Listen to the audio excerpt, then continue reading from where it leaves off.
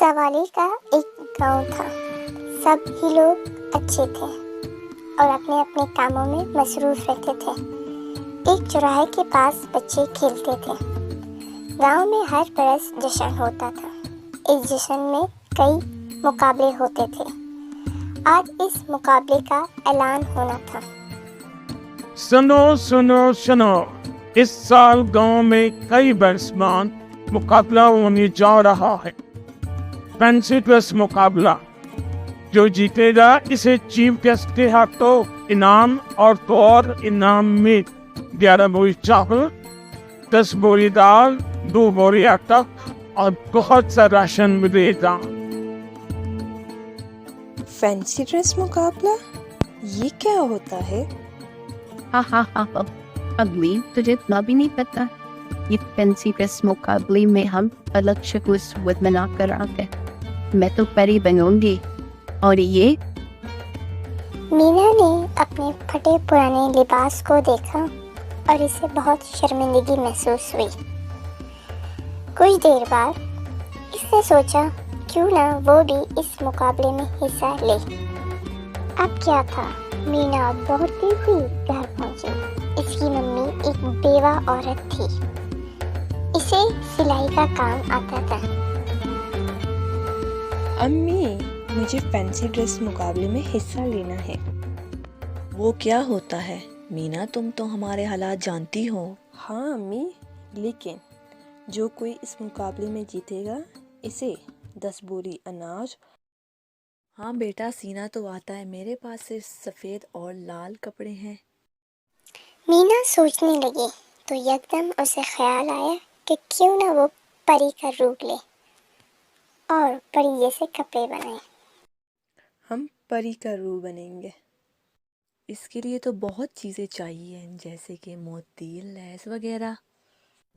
अगले रोज मीना खेलते खेलते जंगल में चली गई। वो सोचते सोचे किसी जादुई जंगल पहुंच गई। ये कितनी प्यारी जगह है। हम कहाँ आ गए? कितना खूबसूरत फूल है। काश हम इसे अपने लिबास में लगा सकते। बिल्कुल लगा सकते हो। तुम जादुई जंगल में आई हो। मतलब तुम भूल सकते हो तुम एक जादुई दरख्त हो।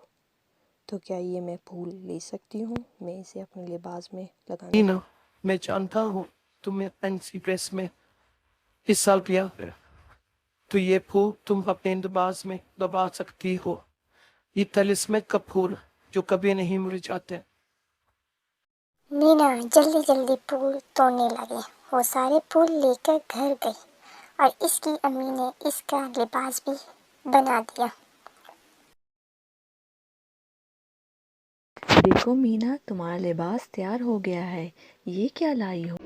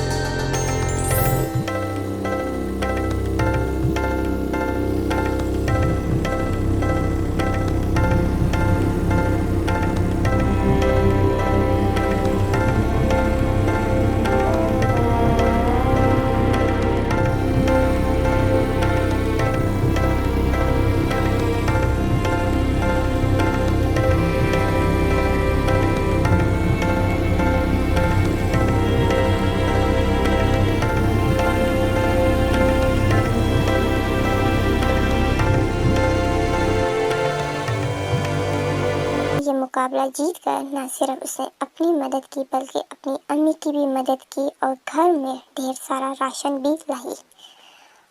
उसकी अम्मी ने उसकी बहुत तारीफ की और फख्र से उसकी तारीफ करने लग गई।